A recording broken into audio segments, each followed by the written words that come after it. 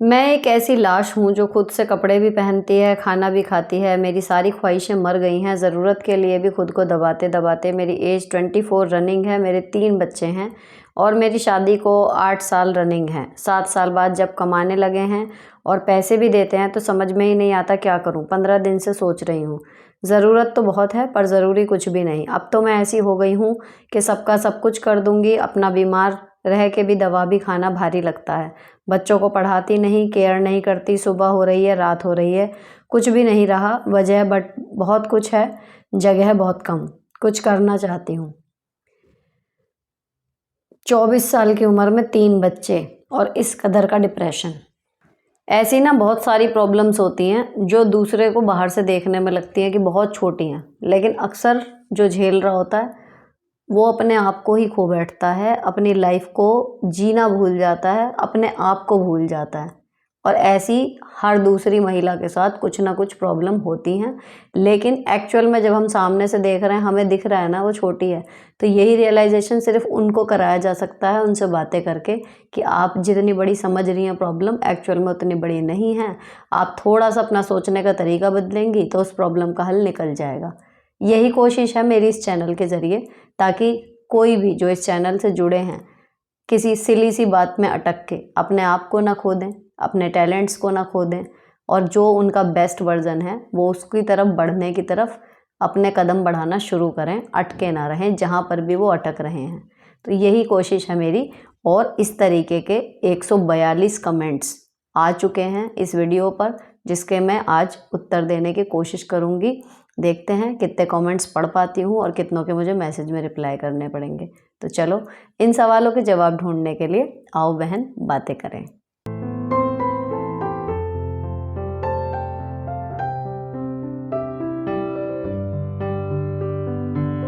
इनको जिन्होंने क्वेश्चन किया था उनके लिए मेरी सलाह ये है कि आपकी एज ना अभी 24 साल है।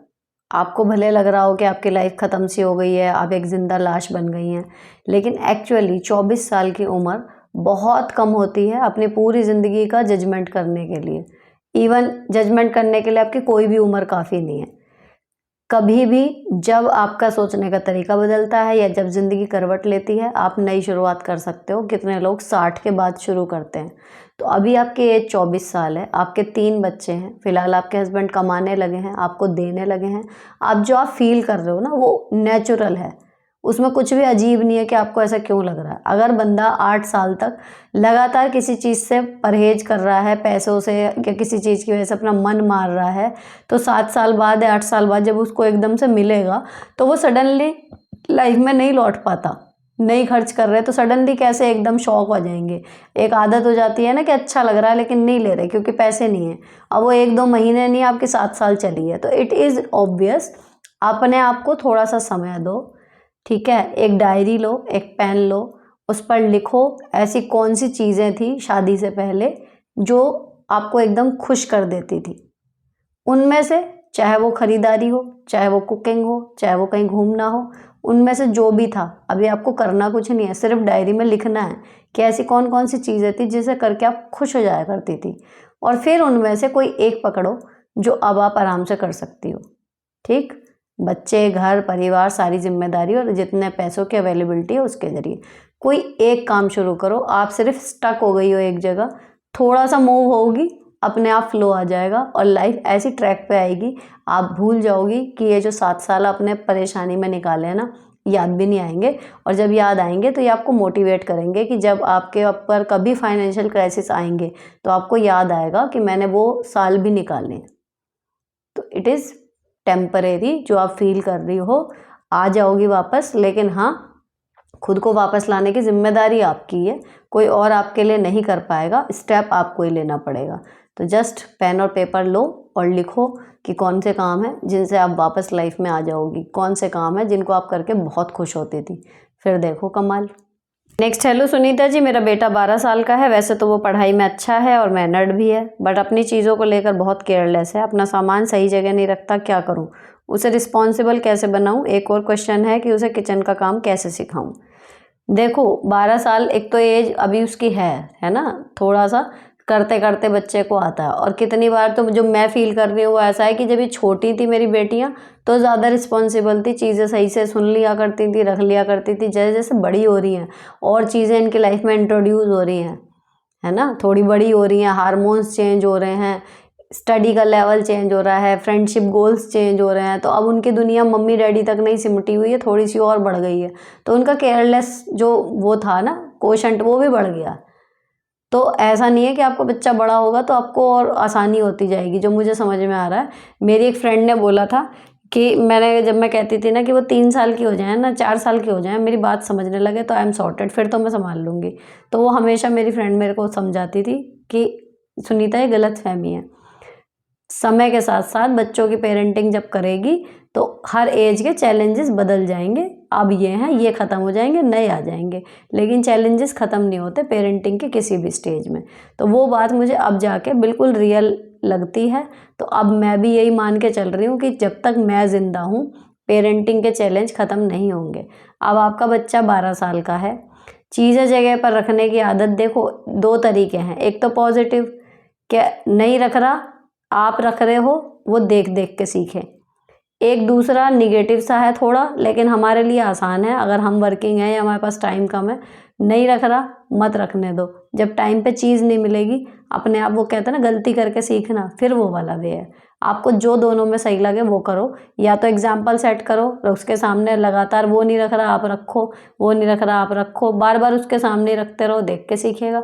या फिर छोड़ दो उसे उसके हाल पे थोड़े दिन के लिए, जब उसकी कोई ज़रूरी चीज़ नहीं मिलेगी ना, जब आपकी निगाह में होगी कि वो कहाँ है, उसे रियलाइज़ कराओ कि देखो तुमने रखी नहीं थी ना, अब तुम्हें मिल नहीं रही। जब उसे सडनली लगे ना कि ओ अब नुकसान हो जाएगा, तब आप दे दो कि देखो ये रख दी थी मैंने, लेकिन ये तरीका तुम्हारा गलत है।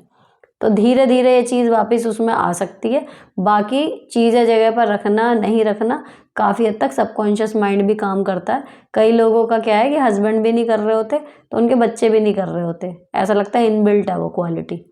तो थोड़ा सा वो चीज़ भी मैटर करती है। और कुछ लोग होते ही हैं स्वभाव से ही ऑर्गेनाइज्ड, तो उसका आप कुछ नहीं कर सकते। लेकिन हाँ, और किचन का जो है, किचन का यही है, उसको पहले नॉन फायर कुकिंग में बीच बीच में उसको खड़ा करो अपने साथ। मेन ये यही है, आपकी जो चिट चैट है किचन में अगर जितनी अच्छी और इंटरेस्टिंग होंगी, किचन में अगर वो खड़ा होने लगेगा तो धीरे धीरे वो अनायास ही सीख लेगा। लेकिन अगर वो किचन में रुक ही नहीं रहा किसी भी वजह से, तो फिर उसको सिखाना मुश्किल। तो उसको किचन का काम सिखाना है कि अगर आपकी इच्छा है तो अपने बीच में कुछ ऐसी कन्वर्सेशन या कोई भी ऐसा बहाना क्रिएट करो जिसकी वजह से वो किचन में खड़ा हो। जब होगा खड़ा धीरे धीरे इंटरेस्ट भी आएगा, सीख भी जाएगा। एक क्वेश्चन आया है कि मेरे हस्बैंड और मेरे भाई की बिल्कुल भी नहीं बनती। मेरा भाई उनसे बात करने की ट्राई करता है, 8 साल छोटा है मुझसे, लेकिन मेरे हस्बैंड मेरे भाई के बारे में हमेशा निगेटिव बोलते हैं। मेरी सिस्टर से हस्बैंड अच्छे से बात करते हैं, इसी रीज़न से मैं अपने हस्बैंड को लेकर मायके नहीं जाती। मैं क्या कर सकती हूँ इसमें? I love my husband and brother both. मैं उनकी बहनों से अच्छे से बात करती हूँ, रिलेशन तो बराबरी का है, तो उनको भी रखना चाहिए। Please the reply. देखो, रिलेशन बराबरी वाली जो आप कह रही हो ना, ये सारी किताबी बातें हैं, प्रैक्टिकल में ऐसा कुछ होता नहीं है। कोई माने ना माने, लेकिन प्रैक्टिकल में स्त्री पुरुष की बराबरी सामाजिक तौर पर नहीं होती, चाहे कितना ही कर लें। पहली बात तो प्रकृति ने ही अलग बनाया है हमें। बराबरी हम कितना ही कह लें, बराबरी होती है सिर्फ इसकी कि कोई पेपर दिया, नंबर लड़की के भी उतना है लड़के के भी उतना है, तो उसको वो काम सौंपने से पहले आप ये ना देखें कि ये लड़की है तो इसे कम आंकें या फिर इसे ज़्यादा आंकें। बराबरी उस स्तर पर है बस। बाकी फिजिकली हम अलग हैं, मेंटली हमारा दिमाग अलग तरीके से काम करता है, प्रॉब्लम सॉल्विंग में पुरुषों का अलग, ठीक है ना। इसी तरीके से जब शादी होके आती है, एक बहू की जो कंडीशन होती है और एक दामाद की कंडीशन होती है, तो कहाँ बराबरी है? कोई बराबरी नहीं है। तो वो तो दिमाग से निकाल ही दो कि मैं इनकी बहनों से अच्छे से बात कर रही हूँ तो ये मेरे भाई से भी अच्छे से बात करेंगे ही करेंगे। ऐसा कुछ नहीं है कि वो करेंगे ही करेंगे, ये समझदारी है नहीं है वो डिपेंड करता है, ठीक है। अब आप क्या कर सकते हो इस बीच में? भाई, आपके पति और आपके भाई की नहीं बन रही, आप उन दोनों से प्यार करती हो, आप उनको छोड़ के मैके जा रही हो, यू आर गोइंग परफेक्ट। आपकी जिम्मेदारी नहीं है उन दोनों के बीच में सुलह करवाने की। कोशिश करोगी तब भी नहीं होगी, क्योंकि वो दोनों अडल्ट हैं। आपका भाई या कोशिश कर रहा है, आप कोशिश कर रहे हो, आपके पति को रखनी ही नहीं है।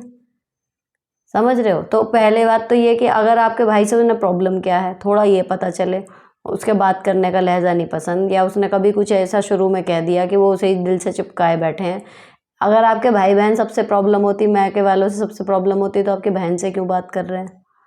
ठीक है, तो उस चीज़ को ना आप उतना ज़्यादा पुश करके एक दूसरे की तरफ लाने की कोशिश मेरे हिसाब से करो मत। समय पर छोड़ दो थोड़ा सा, अकेले जाते रहो, मिलते रहो, ठीक है, कभी मिले नहीं, जेल अप हो रहे बहुत ज़्यादा, लेकिन हाँ हूँ भी होता रहे ना, आपको ओके फील करना है उतने में। अगर ईश्वर की मर्जी होगी तो आगे जाके हो जाएगा। आप खींचातानी करोगी, स्थिति हो सकता है बनने की बजाय और बिगड़ जाए। कभी ऐसी कोई कंडीशन आएगी ना, हो सकता है किसी चीज़ पे। मैंने एक बार देखा था किसी गेम पे ही जीजा साले बात नहीं करते थे, मेरी फ्रेंड का ही के यहाँ का किस्सा है, लेकिन जो वो कैंडी क्रश वाला गेम है उसमें जीजा जी की एक स्टेज क्लियर नहीं हो रही थी, साले ने कर रखी थी, अपने आप बोल पड़े ले मेरी भी करा दियो। तो हो जाता है कभी, अगर कोई मेजर प्रॉब्लम नहीं है तो टेक टाइम, होने दो, और अगर होता है ठीक है, नहीं होता तो भी ठीक है, आपकी जिम्मेदारी नहीं है, क्योंकि आप कर ही नहीं सकते उन्हें। एक अगर कोई दो अडल्ट एक साथ नहीं वो करना चाह रहे तो आप ज़बरदस्ती उनकी गुद्दी पकड़ के उनके बीच में फ्रेंडशिप नहीं करवा सकते, तो उस चीज़ से आप अलग रहो। अच्छी बात यह है कि आपको जाने से नहीं रोक रहे, कोई आपके भाई बहन के रिलेशन में वो बीच में नहीं आ रहे, तो ठीक है, छोड़ दो इस चीज़ को कि मैं सही कर दूंगी या मैं इनके बीच में रिश्ता बना के छोड़ूंगी। एक ये आया है कि मैं अपने देवर देवरानी सास ससुर से अलग 4 साल से रहती हूँ। मेरी सास ने मेरे बच्चों पर ताना मारा था कि तेरे बच्चों का खर्चा ज़्यादा है, ज़्यादा काम किया करो। धीरे धीरे बात बिगड़ गई और अलग हो गए हम लोग। अब दोनों को 11,000 पेंशन मिलती है तो 500-500 रुपये जमा करते हैं, लेकिन सभी के सामने सारा टाइम कहते रहते हैं हम तो जमा करते हैं, तो मुझे बहुत बुरा लगता है। क्या करना चाहिए? मुझसे कुछ ज़्यादा कहा नहीं जाता, क्या करूँ? देखो, वो 500-500 रुपये जमा कर रहे हैं और कह रहे हैं कि हम जमा करते हैं, तो इसमें गुस्से की क्या बात है? गुस्सा तब आए जब वो जमा नहीं कर रहे हो और फिर कह रहे हो। ये छोटी सी बात है, लेकिन अगर ये समझ में आ जाए ना तो बहुत सारी प्रॉब्लम ख़त्म हो जाए औरतों की ज़िंदगी की।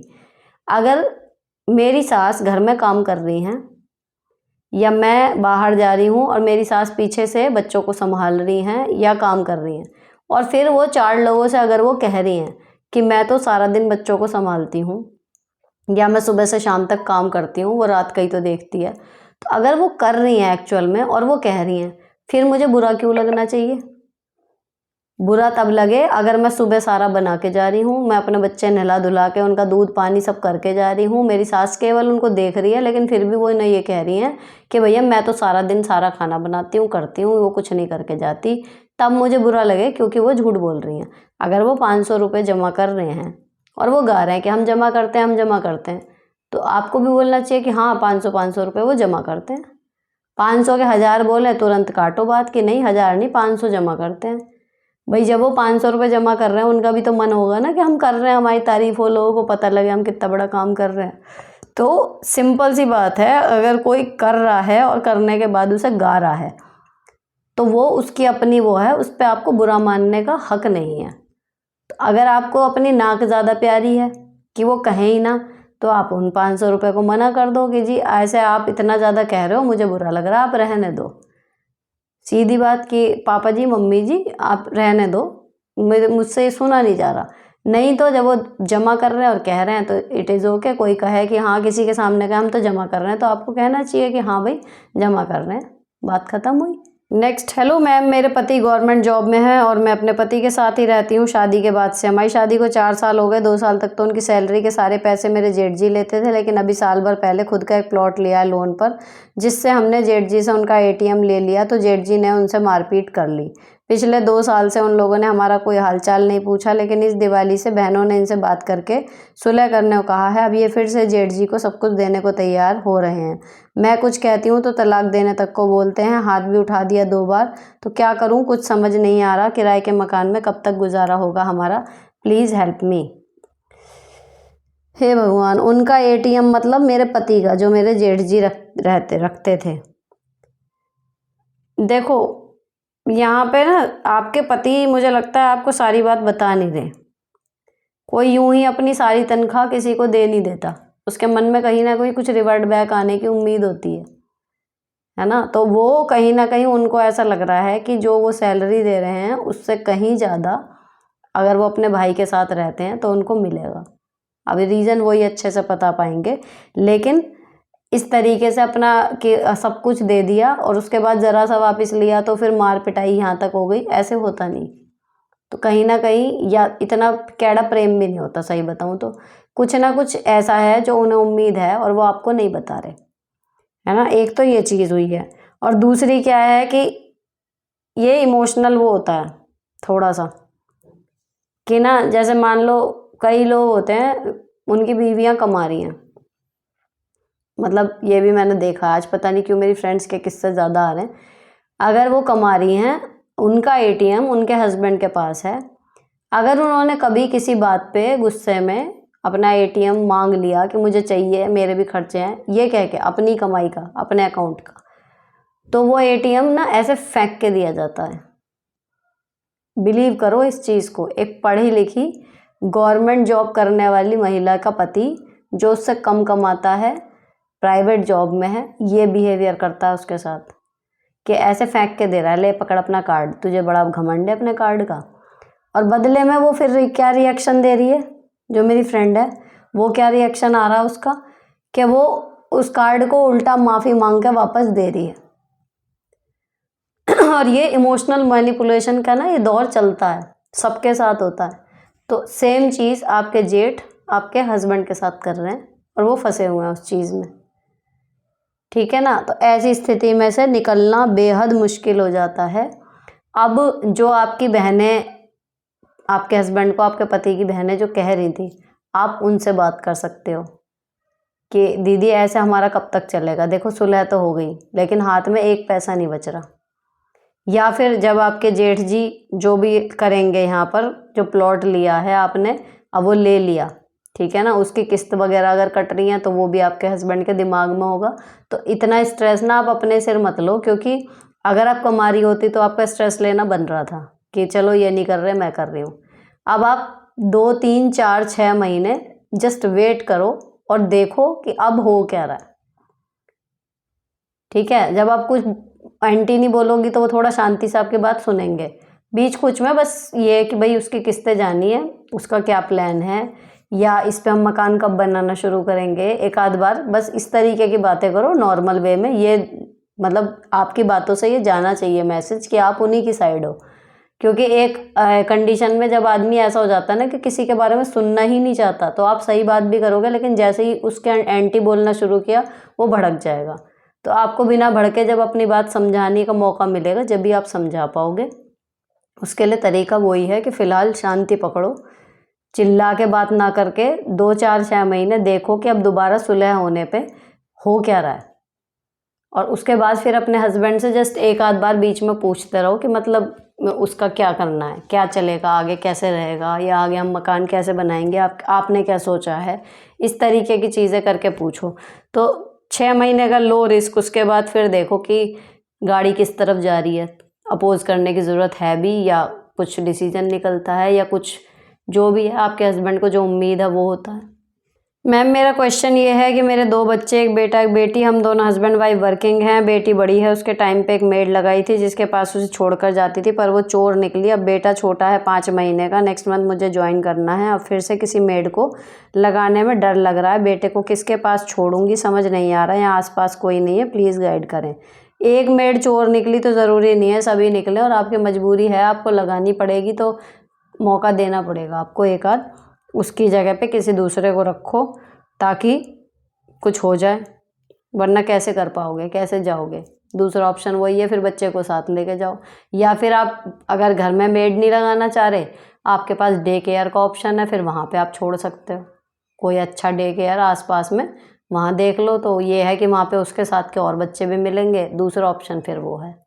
एक आया है, दी मेरठ की करंट न्यूज़ आ रही है, क्या वो सब सच है? कौन सी वाली कह रहे हो, जो वो पति को सीमेंट में काट के दबा दिया? भैया पता नहीं, उस बच्चे से, उस लड़के से कोई कनेक्शन नहीं है, लेकिन वो खबर सुन के एक होता ना हृदय विदारक, बहुत बुरा लग रहा है, बहुत ज़्यादा बुरा, कि एक लड़का, उसने बेचारे ने अपना घर छोड़ा, नौकरी छोड़ी, एक 9वीं फेल लड़की, मैं मतलब कम पढ़े लिखों पे वो नहीं कर रही, लेकिन उसका और उसका लेवल देखो, अगले ने क्या क्या नहीं किया उस लड़की के लिए, और एंड में हुआ क्या।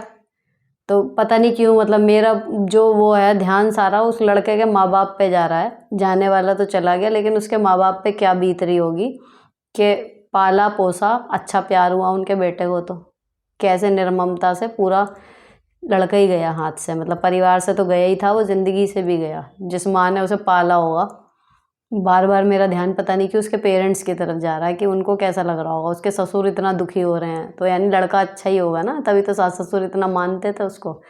लेकिन भाई कुछ नहीं पता।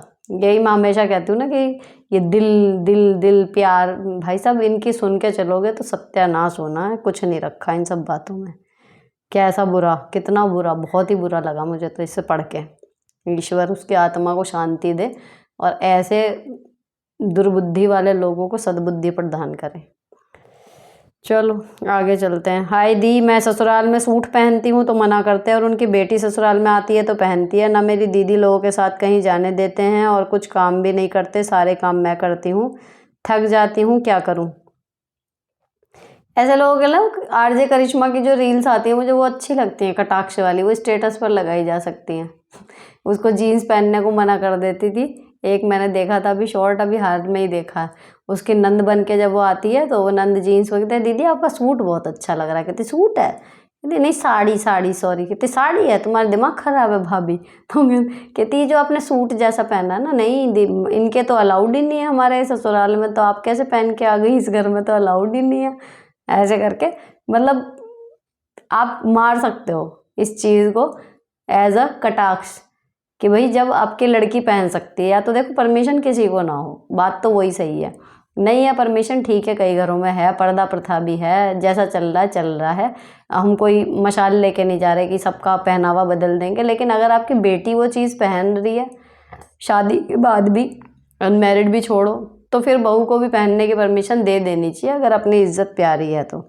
लेकिन आपके पास ये है कि अब आप कह रही हैं कि क्या करें। तो देखो इसमें सिंपल सा होता है, आप अगर इतने वो हो कि मुझे पहनना ही है, आप पहन लो। एक बार दो बार कलेश होगा, इससे ज़्यादा कुछ नहीं होने का। अगर इतना मैटर करता है कि नहीं मुझे पहनना ही है, तो कोई किसी को यहाँ रोक नहीं सकता। हर घर में ऐसा नहीं होता कि मारपीट हो जाएगी, कुछ हो जाएगी।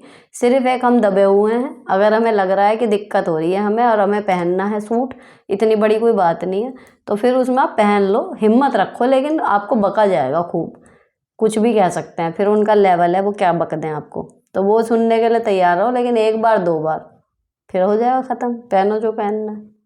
नेक्स्ट है ये प्रेगनेंसी से मेरे साथ मतलब इस बहुत सालों से जुड़ी हुई हैं, 2-3 साल जब से हो गए शायद तभी से ही ये प्रेग्नेंट हुई। फिर अब इनका बेबी हो गया है। मेरा बेबी 14 मंथ्स का है।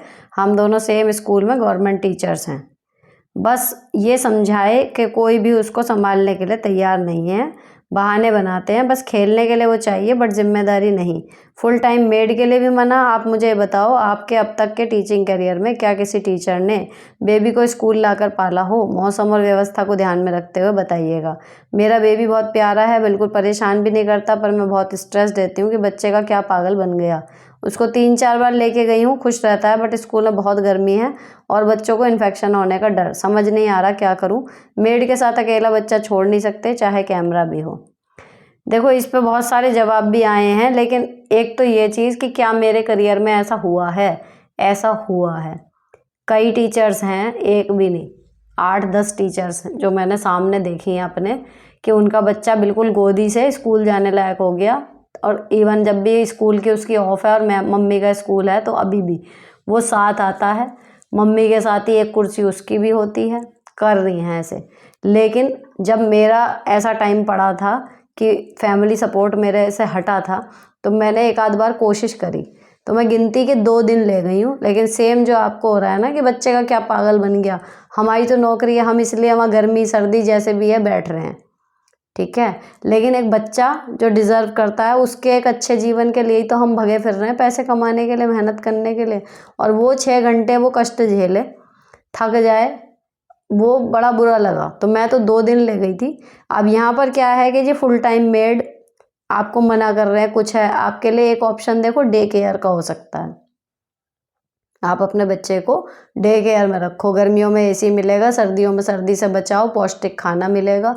आप ये कर सकते हो अगर फैमिली में भी कोई सपोर्ट नहीं कर रहा और आप वहाँ पर भी ले जाना नहीं चाह रहे। या फिर अच्छे से मेड ढूंढ लो, 1 2 3 जब कोशिश करोगे, लगातार लोगों से कहोगे कि भाई इतने हज़ार रुपये में मैं 1 महीने के लिए मतलब इतने हज़ार रुपये दे सकती हूँ, मेरा बच्चा सही से रहना चाहिए, तो कहीं ना कहीं ये है कि हो सकता है अच्छी मेड मिल जाए।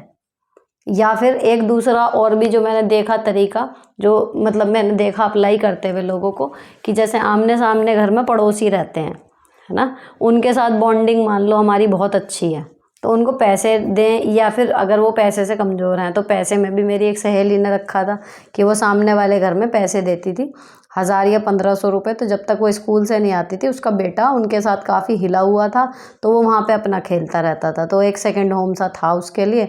उन्हें थोड़ा सा फाइनेंशियल एक सपोर्ट मिल रहा था और इसका बच्चा सही पल रहा था, ठीक है। या फिर हमारे यहाँ पे था, तो मेरे सामने वाली जो भाभी थी वो वैसे संपन्न थी, सब कुछ था, तो वहाँ पैसे वैसे का कोई सीन नहीं था, लेकिन ये था उनके घर छोटा बच्चा नहीं था, मेरे बच्चे छोटे थे, तो वो बहुत खुश रहती थी और बच्चे भी खुश रहते थे। तो ऐसी कोई पैरेलल व्यवस्था भी आप बना सकते हो कि आपके पड़ोसी इस तरीके का कोई मिल जाए। तो ये वेरी करता है हर एक की लाइफ में, कोई एक हल सबके लिए काम नहीं कर सकता, है ना। अच्छी बात यह है कि आपका बच्चा कुछ ज़्यादा परेशान किसी को करता नहीं, तो हंसमुख सा है, तो ये ढूंढना पड़ेगा। क्योंकि ऐसी भी देखो 1 2 टीचर थी जो मतलब हैं, जिनका पूरा मतलब बड़ा ही बच्चा हो गया, लेकिन वो आने में कह रही हूँ ना 6 7, 1 2 भी नहीं, लेकिन 1 2 मैं उन्हें कह रही हूँ जिनको देख के मेरी हिम्मत जवाब दे जाती थी, सिर्फ देख भर के। बच्चे का पूरा बड़ा बैग, एक अपना स्कूल का बैग, गोदी में बच्चा लेके वो उस बस में चढ़ती थी जिसमें हम सिर्फ एक बैग लेके नहीं चढ़ पा रहे, इतनी भरी भीड़ में। और ऐसे कर करके उन्होंने अपना लड़का पाला। और उसके बाद जब वो लड़का 3 साल का हो गया, स्कूल जाने लगा, उसके बाद मुश्किल से 6 या 8 महीने खाली कटे होंगे, वो बंदी फिर प्रेग्नेंट हुई, उसने दूसरा बच्चा फिर वैसे ही पाला। उसको देख के मेरे को टेंशन हो जाती थी कि यार कर कैसे दिया। तो करने वाले सब करते हैं, आप किसी का ये नहीं कर सकते कि आज तक किसी ने करा ही नहीं होगा। आपको देखना है कि आपके हिसाब से कौन सा ऑप्शन सही रहेगा। अगर हम ये सोच लें कि हम तो वहाँ नहीं ले जा सकते या हमें नहीं ले जाना, तो फिर आपको दूसरे रास्ते दिखने शुरू हो जाएंगे। आसान परिवार वालों के लिए ये रहता भी साथ लेके जा तो रही है तो जा लेके, लेकिन बहुत मुश्किल हो जाता है। और सबसे बड़ी दिक्कत यह है, बच्चा आपके साथ है ना, आप काम पे कंसंट्रेट नहीं कर पाते, तो आज नहीं तो कल आपको ऑफिस में भी फिर सुनने को मिलेगी कि ये तो अपने बच्चे में लगी रहती है। तो वो प्रॉब्लम है ही, वो कोई वर्क प्लेस पे ले जाना कोई सही ऑप्शन है नहीं। तो ये 2 3 ऑप्शन है, आप देखो इनमें से क्या कर सकते हो। नेक्स्ट, हेलो दी, कैसे हो आप? दी, मेरे हस्बैंड और मैं 2 साल से अलग अलग रह रहे हैं, मेरा एक बेटा भी है 7 साल का बच्चा, और मैं रूम लेकर अलग रह रहे हैं क्योंकि हमारी बिल्कुल भी नहीं बनती। हस्बैंड डिवोर्स चाहते हैं, मैं कई बार बच्चे की वजह से चुप रह चुकी हूँ, इसी उम्मीद में क्या पता शायद आज नहीं तो कल सुधर जाएं। वो बच्चे का भी खर्चा नहीं देते और ना ही हम दोनों के बीच कोई बातचीत है। डिवोर्स लेना चाहते हैं और कई बार मुझे खुद से बोला कि मैं दूसरी शादी करूँगा और डिवोर्स नहीं देती तो चुपचाप कर लूँगा। क्या कर लेगी? ऐसे में दी मुझे कुछ समझ में नहीं आ रहा, क्या करूं? डिवोर्स देना चाहिए या नहीं? मैं बहुत परेशान हो गई हूँ, सोच रही हूँ कि आपसे सहमति से डिवोर्स ले लूँ क्योंकि मैं केस लंबा नहीं खींचना चाहती, मैं झेल नहीं पा रही ये सब। आपकी हेल्प की बहुत ज़रूरत है, प्लीज़ मेरे क्वेश्चन का आंसर जल्दी दीजिएगा। देखो, इसकी कानूनी दांव पेच का मुझे ज़्यादा कुछ अंदाज़ा है नहीं, लेकिन अगर जिस तरीके से भी करके एलिमनी मिलती हो कि आपका और बच्चे का खर्चा वो दें, उस तरीके को आप अपनाओ। और अगर आपके बीच में ये है कि भाई ये टेंशन अगर आप छोड़ दें तो आप अपने पैरों पर अगर खड़ी होने लायक हैं, तो फिर ये है सलाह कि भाई फिर वो स्ट्रेस लंबा खींचने की बजाय आप अपना ले लो डिवोर्स आपसी सहमति से और अपने पैरों पर खड़े हो जाओ। तो इसकी मुझे टेक्निकल वो नहीं पता कि आपसी सहमति के करने के बाद वो मिलता है खर्चा या नहीं मिलता। तो कुल मिला के आपको ये देखना है कि आपका मेन जो मोटिव है वो उनसे खर्चा निकलवाना है, तो उसके लिए अगर लड़ाई लड़नी पड़ रही है लंबी तो फिर तो लड़नी ही पड़ेगी। लेकिन अगर आपसी सहमति से होने के बाद आपको एलिमनी मिल जाती है जो भी है, और फिर आप अपने पैरों पे भी खड़ी हो सकती हैं, ऐसा कुछ आप में है स्किल, तो फिर हमेशा यही कहती हूँ मैं तो कि भैया जो झगड़ा ख़त्म हो सकता हो उसे ख़त्म करके अपनी मानसिक शांति सबसे पहले है। तो ये देखो आप कि आपको एक्चुअल में चाहिए क्या फ़िलहाल के लिए, केस से मुक्ति या कैश जो मिलना चाहिए एलिमनी वगैरह। तो वो आपके वकील बताएंगे कि आपको अगर एलिमनी चाहिए तो क्या करना चाहिए, और अगर आपको जल्दी केस ख़त्म करना है तो क्या करना चाहिए। हेलो दी, मैं 32 ईयर ओल्ड, मेरे बहुत सीवियर हेयर लॉस है और मैं कॉलेज में टीचिंग ज्वाइन करने वाली हूँ, क्या करूँ। बहुत इन्फीरियरिटी होती है, कॉन्फिडेंस कम हो जाता है। मेरी भी 2 डॉटर हैं, एक 2 साल की और एक 8 साल की। आपकी बेटियों की डेली सेल्फ केयर भी शेयर करना। Thank you, you are doing a great job and I am justifying my blessings with you.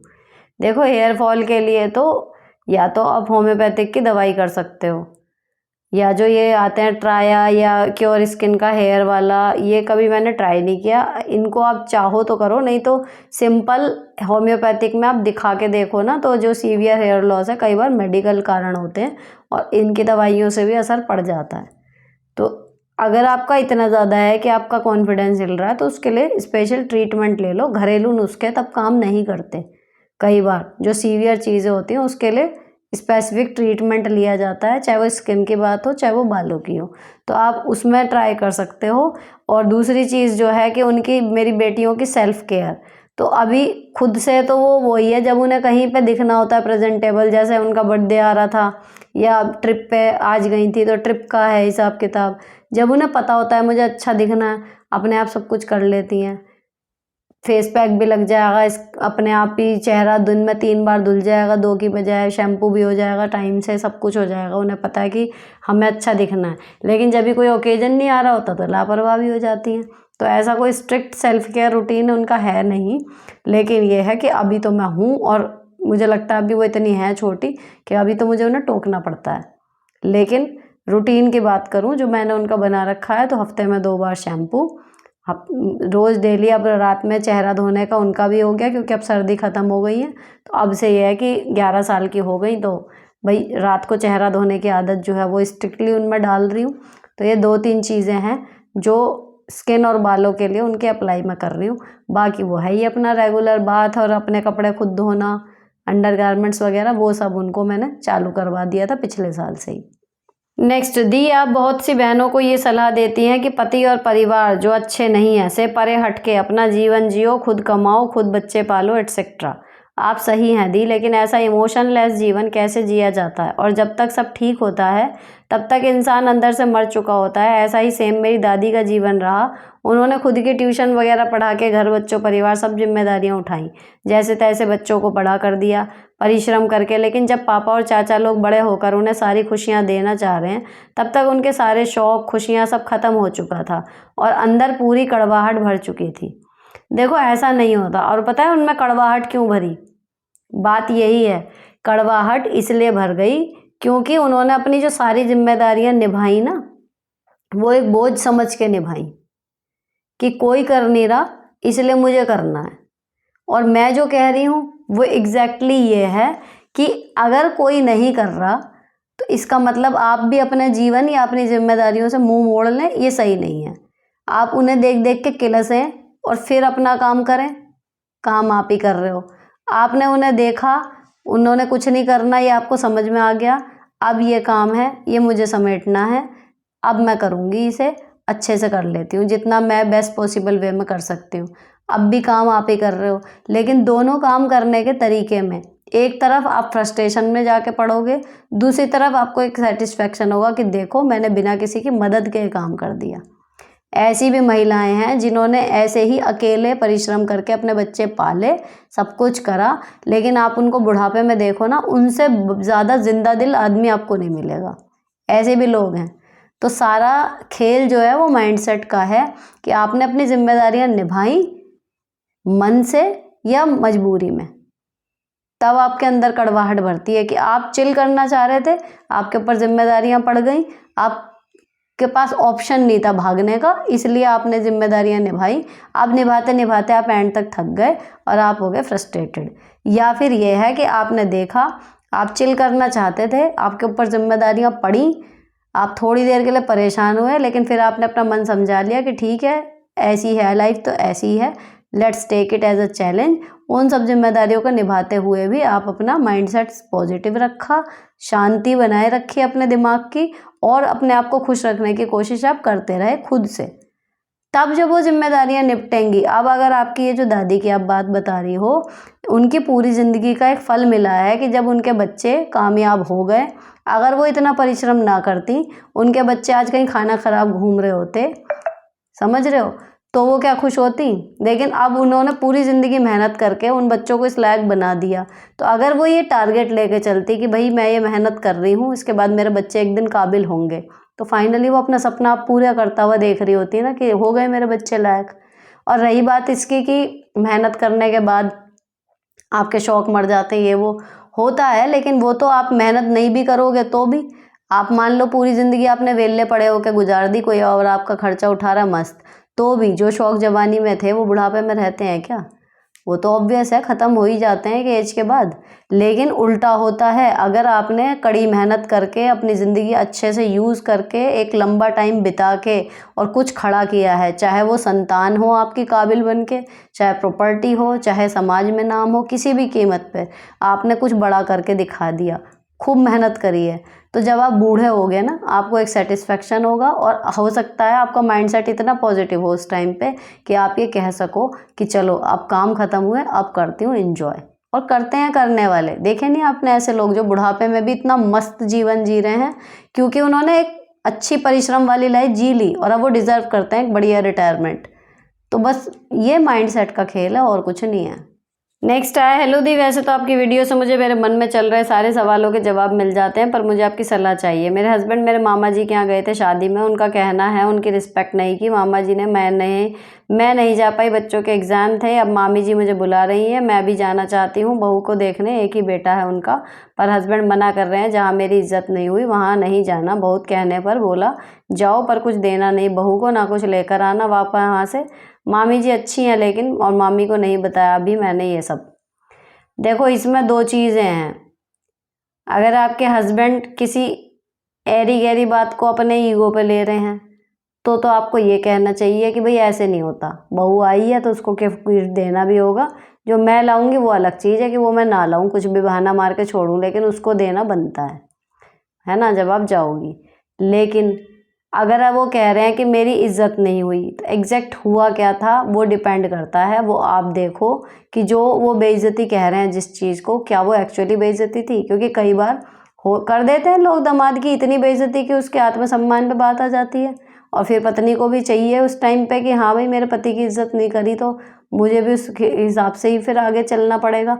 अब मान लो मेरे हस्बैंड मेरे मामा के यहाँ जाएँ और उनकी बेइज्जती करे कोई, जो सच में बेइज्जती मानी जाए, ऐसा कुछ करे, तो फिर मैं क्यों जाऊंगी या मैं क्यों आगे बढ़ाऊंगी उस तरफ, तो मुझे भी गुस्सा आएगा ना। तो एग्जैक्ट क्या हुआ है वो आपको पता होगा, उस हिसाब से आप डिसाइड करो कि अगर आपके हस्बैंड ओवर रिएक्ट कर रहे हैं तो उन्हें समझाओ, अगर वो सही रिएक्ट कर रहे हैं तो जैसे वो कह रहे हैं उस हिसाब से ये है कि आप जाओ मत, या तो बाय पोस्ट या कुछ और है, जो भी कुछ है, मतलब आपकी मामा मामी को पता लग जाए कि हाँ भाई हमने दामाद जी का सही से नहीं करा रिस्पेक्ट, इसलिए हमारी भांजी भी हमसे अब कटी कटी सी है। आपको फिर दिखाना चाहिए उन्हें कि भाई मेरा पति अकेला आया तो आपको उसको इससे की जो रिस्पेक्ट देनी चाहिए थी आपने नहीं दी। तो पहले ये देख लो कि एक्चुअल कंडीशन हुई क्या है, उस हिसाब से रिएक्ट करो। जो ज़्यादा ओवर रिएक्ट कर रहा है उसको शांत करना है। फिर मैम आप डार्क सर्कल्स के लिए क्या करती हैं, कोई अंडर आई क्रीम या DIY? फिलहाल तो देखो कुछ नहीं है, जब मैं ग्लिसरीन वाला सीरम एथिकली नहीं लगाती थी तब मैं हिमालय के अंडर आई क्रीम करती थी, फिर क्योर स्किन का जब किया था उसकी लगाई थी, लेकिन अब फ़िलहाल 1-1.5 साल से, और इवन जब अब क्योर स्किन का जब वो हुआ ना मेरा टेस्ट सा, तो आए भी नहीं, पफ़ी आईज आई थी लेकिन अंडर आई सर्कल उसने पकड़े ही नहीं। तो मतलब ये है कि काफ़ी अब मेरी आँखें जो हैं वो थोड़ी सी अंदर गड्ढे से में लोकेटेड है, तो उसकी वजह से जब कोई चीज़ नीचे की तरफ है तो वो गहरी दिखेगी, वो वाला है, लेकिन स्किन पे काफ़ी हद तक फ़र्क पड़ गया है। तो अब तो मैं सिर्फ ग्लिसरीन, गुलाब जल, एलोवेरा और विटामिन ई वाला जो मैंने सीरम बना रखा है सिर्फ वो लगाती हूँ। दिन में 2 बार चेहरा धोती हूँ, और ये रिंग फिंगर से स्किन के आसपास ऐसे ऐसे करके आँख की इसकी मसाज होती है, देन टैपिंग, जो मैं कई बार ब्लॉग वाले चैनल में शेयर कर चुकी। तो वो ही चल रहा है, उसी से काफ़ी फ़र्क पड़ गया। और अगर इसके साथ आप जितने में आपको पूरा पड़ता हो उतनी नींद अगर आप ले लो ये मेरा 6.5 घंटे में पड़ जाता है, लेकिन अगर आपको लग रहा है कि आपको 8 घंटे सोना है और आप सो रहे हो 6 घंटे, तो वो अपनी नींद भी प्रॉपर लो, उससे भी फ़र्क पड़ जाता है काफ़ी हद तक। अगला क्वेश्चन भी एक आया है, अभी एक ससुर से रिलेटेड तो खतरनाक क्वेश्चन आया, उसको तो मैंने टेक्स्ट में जवाब दे दिया। लेकिन एक ये आया है कि वो गवर्नमेंट जॉब की प्रिपरेशन कर रही हैं, घर भी संभालती हैं, मेड भी नहीं है, बच्चे भी छोटे हैं, उन्हें भी पढ़ाती हैं अपने, लेकिन उनके यहाँ रिलेटिव्स आते रहते हैं और ससुर जी उनके सामने कह देते हैं भाई खाना बनाओ, खाना खा के जाना, तो वो रिलेटिव रुक जाते हैं। अब ये कह रही है कि सब बनाती हूँ करती हूँ, लेकिन उतने में टाइम टेबल सब बिगड़ जाता है। ठीक है, अब वो कह भी रही हैं तो ससुर कह रहे हैं कि भाई कोई आ रहा तो उसे मना थोड़ी कर दें। तो देखो, जब कोई आ रहा है, ठीक है, अब अगर आपके यहाँ जल्दी जल्दी आता है कोई, जब कोई मेहमान आ रहा है तो आप मतलब 56 भोग के चक्कर में पड़ क्यों रही हो? दाल चावल खिचड़ी ऐसी चीज़ें बना के, अब मेहमान रोज़ रखे रहेंगे तो रोज़ आप पकवान बना रहे हो, उनको मज़ा आ रहा भैया वहाँ चलो बढ़िया खाना मिलेगा, उन्होंने कह दिया खाना बनाओ, आप मान लो आज आलू टमाटर बनाने जा रही हो, आलू टमाटर ही बनाओ, 4 आलू और ज़्यादा डाल दो, रोटी में एक्स्ट्रा टाइम लगेगा, बर्तन में एक्स्ट्रा टाइम लगेगा, लेकिन एक कहीं ना कहीं जो वो 4-5 डिशेस आप बनाने में लग जाती होंगी कि रिलेटिव्स हैं, कोई क्या सोचेगा, मुझे खाना बनाना नहीं आता, वहाँ अपने आप को प्रूव करने के चक्कर में अगर आप 1.5 घंटा कुकिंग में लगा रहे हो ना, वो आपका आधे घंटे पे आ जाएगा घट के। जो आप बना रही थी उसी में अपना आधा घंटा और एक्स्ट्रा लगा के ज़्यादा लोगों का बन जाएगा।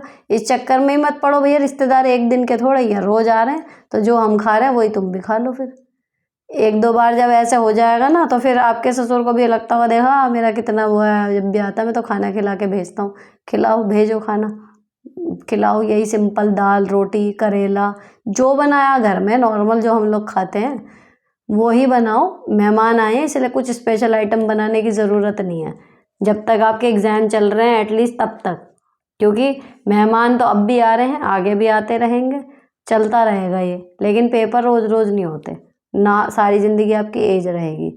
तो जो प्रायोरिटी का काम है इस टाइम पे वो कर लो।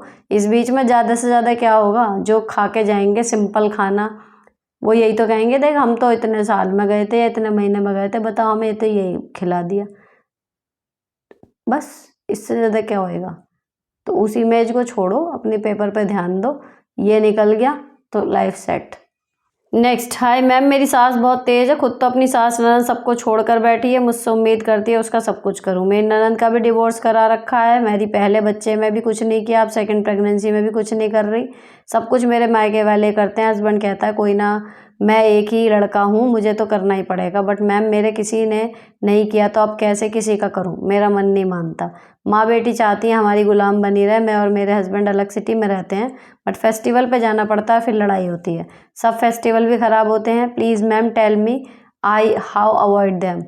अरे अवॉइड कर तो रहे हो आप, आपके हस्बैंड उन्हें छोड़ सकते नहीं, त्योहारों पे ही तो जा रहे हो उतनी देर के लिए।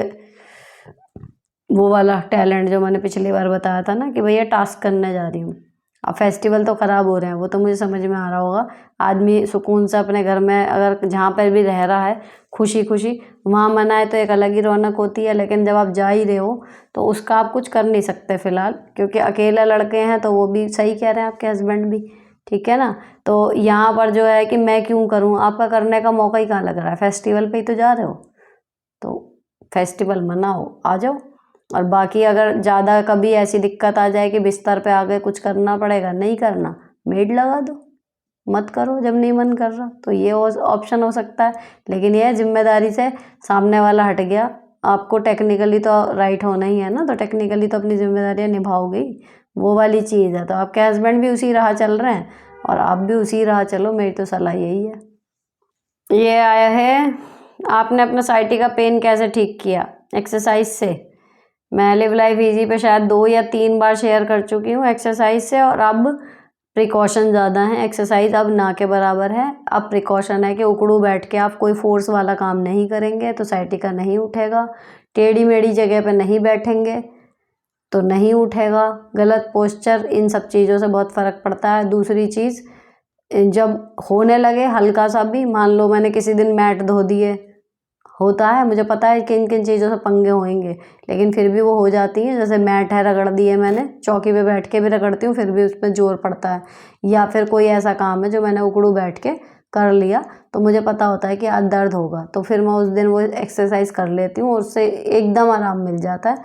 आप अगर लिव लाइफ ईजी वाले चैनल पे ढूंढो तो हैशटैग साइटिका और हैशटैग लिव लाइफ ईजी दोनों एक साथ टाइप करना, तो 99.9% वो वीडियो आ जाएगी आपके स्क्रीन पर, उसमें आप देख लेना। वो बिल्कुल शॉर्ट काम करती है, 2 मिनट लगेंगे अपने पैर को करने में स्ट्रेच और आप ठीक हो जाओगे, तुरंत फील हो जाएगा आपको कि हाँ अभी सही लग रहा है, फिर आप काम कर लोगे। नेक्स्ट थिंग, सुनीता जी मेरी दादी सास है, सास नहीं है, मैं अलग ही बट घेर एक जगह है। वो सामने से तो बोलती नहीं है बट टॉन्टिंग करती हैं, मेरे पर जवाब नहीं दिया जाता बट दुख बहुत होता है। देखो जब आपकी ज़बान से बोला नहीं जा रहा ना तो कानों से सुनो भी मत, बेस्ट है।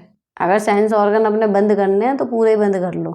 अब आप बोल पा नहीं रहे, आउटपुट आपका बंद हो गया, इनपुट लगातार जा रहा है, थॉट प्रोसेस पूरा चल रहा है, तो दिमाग ख़राब हो गई होगा। तो जो आदमी बोल नहीं रहा और उसको बोलने की इच्छा भी नहीं है कि भैया मैं तो जवाब नहीं दे पा रहा या मैं नहीं जवाब दूंगी, तो उसको चाहिए, बेस्ट है कि वो फिर ना सुनने की कला भी डेवलप कर ले। उनकी बातों को वर्ड टू वर्ड मीनिंग करके लेना नहीं है। अगर आप ये कर पाओ तो आपका पीछा छोड़ेगा, नहीं तो ऐसे ही परेशान होते रहोगे, क्योंकि सुन सब रहे हो, असर सारी बातें कर रही हैं, पलट के रिएक्ट करना नहीं है, ना करा जा रहा, तो कौन ही आएगा उन्हें चुप कराने। और एक इंसान कुछ साल तक ही वो परिवर्तित हो सकता है। एक बूढ़ा आदमी ना पक चुका होता है, आप उसे कुछ भी कहोगे वो बदलता नहीं है, उसकी आदतें पूरी ज़िंदगी के बाद ना बन जाती हैं, वो नहीं चेंज होंगी। चेंज आप में ही आएगा जब भी आएगा।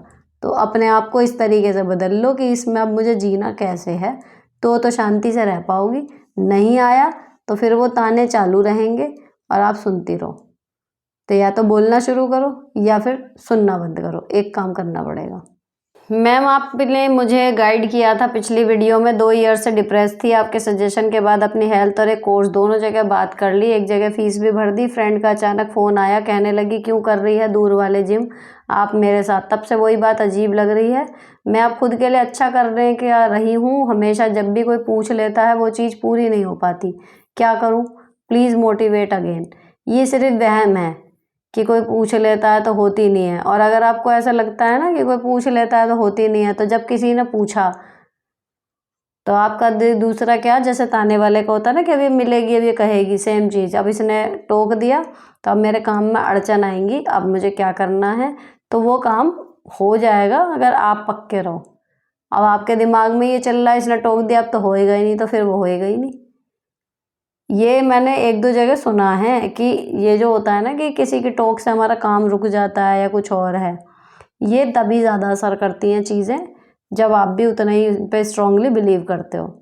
आपको अगर ये समझ में आए कि मैंने ये चीज़ अच्छी करी, ये इसे देख के किलसेगा, ये इसे देख के खुश होगा, देन इट्स ऑब्वियस वही चीज़ होती है, चलो अब आगे चलो, कुछ नहीं होता। तो अपना ये है कि जी वहाँ दूर क्यों कर रही है, पास क्यों कर रही है, अरे आपको जहाँ करना है आप करो ना, उसके कहने भर से आप रुक क्यों रहे हो। उसको बोल दो मेरा मन है बस वहाँ करने का, देखती हूँ नहीं तो 1 महीना करके देखती हूँ, फिर तेरे पास वाले में आ जाऊँगी, कुछ भी बोलो, लेकिन अपने डिसीजन पे थोड़ा फर्म रहो। जरा सा किसी ने कह दिया और आप अपने डिसीजन को ओवर थिंक करने लगे, दोबारा सोच रहे हो करूँ ना करूँ, करूँ ना करूँ, ऐसे फिर चल नहीं पाएगा। मैं मोटिवेट आपको कहाँ तक और कैसे करती रहूँगी। मोटिवेशन अंदर से आता है एक्शंस के ज़रिए, तो जो सोचा है उसको करो, जब करोगे तो फिर और मोटिवेशन आएगा, फिर और करो, ये चलता है प्रोसेस। खाली किसी के कहने भर से आपको जोश आया, आप चल दिए फिर रुक गए, तो रोज़ एक फ़ोन करके तो कोई जोश दिलाएगा नहीं, है ना।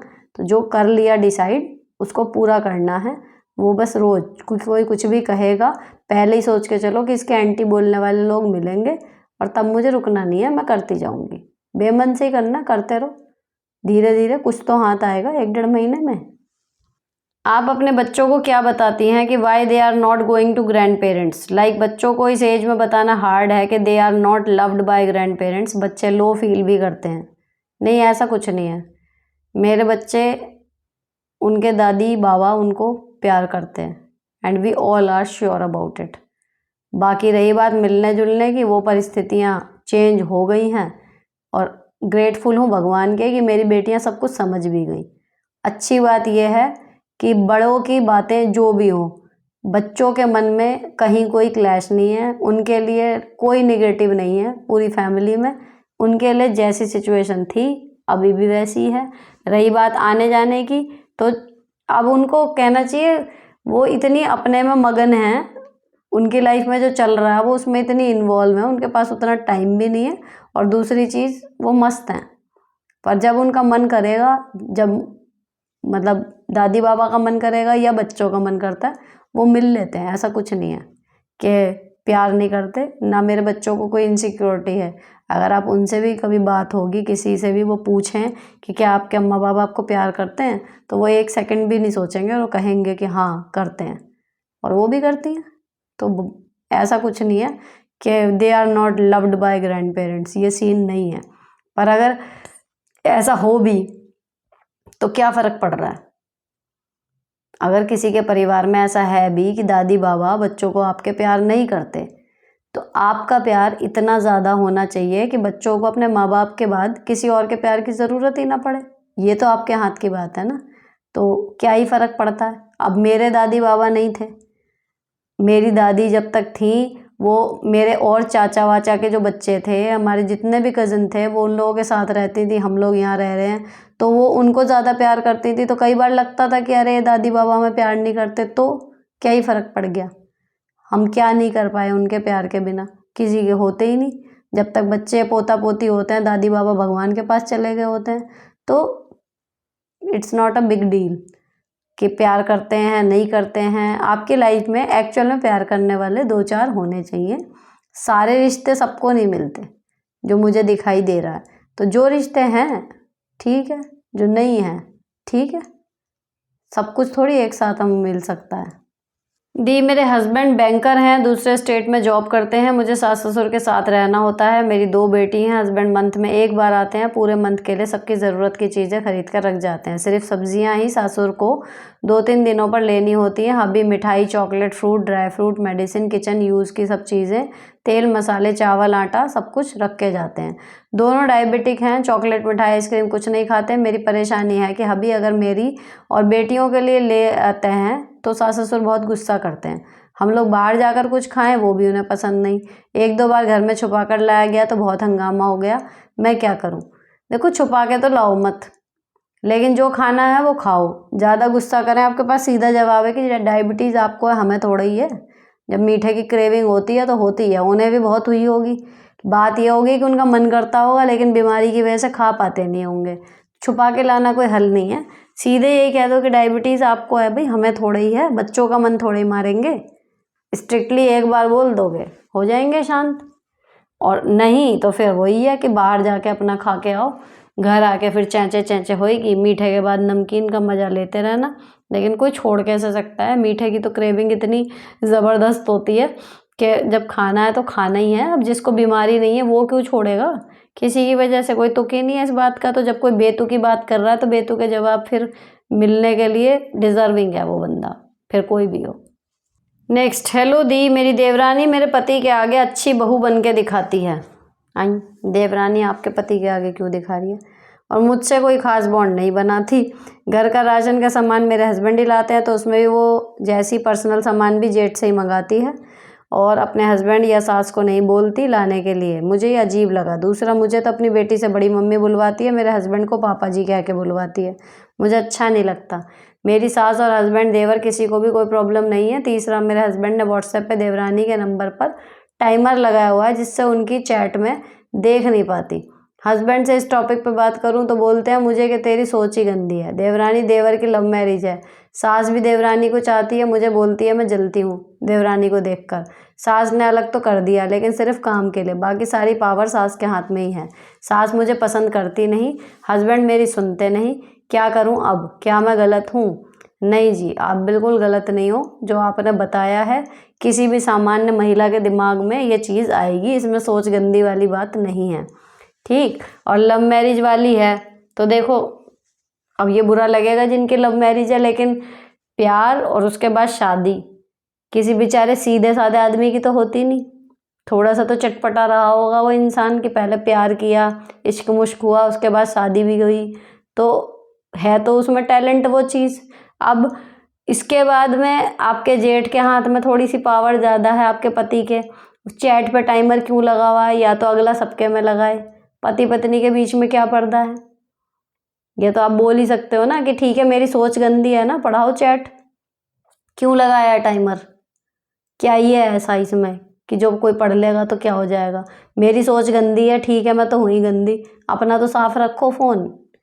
अगर मेरे साथ ये कंडीशन कभी होती है कि हाँ जी तुम्हारी तो सोच गंदी है या तुम निगेटिव सोचती हो, तो जिस बात को लेकर मैं चल रही होती हूँ मैं कहती हूँ ठीक है मैं निगेटिव सोच रही हूँ, मैं तो हूँ ही गंदी सोच की, तुम अपनी सफाई दिखाओ ना। अगर तुम साफ हो तुम अपनी सफाई दिखाओ, हम तो गंदे साबित हो जाएंगे कि देखो जी बेचारे संत आदमी पे मैंने क्या ब्लेम लगा दिया। तो संत आदमी छुपा काहे को रहा है वो सब चीज़ें। अगर इतना ही संत है तो क्यों फ़ोन में लॉक है, क्यों किसी भी चीज़ में कोई लॉक है ही क्यों, फिर तो ओपन होना चाहिए सब कुछ के लिए। तो पढ़ ले क्या बात कर रही है, ले वो चीनी सामान राशन मंगा रही है, ठीक है ना। अब ये जो आया ना बड़ी मम्मी और पापा जी, तो इसको तो आप कह सकती हो सीधे, कह रहे जब मैं बड़ी मम्मी हूँ तो ये पापा कहाँ से हो गए, अभी तो बड़े पापा हुए, पापा तो तेरा वो है उसे क्या पापा, दो पापा थोड़े ही होते हैं।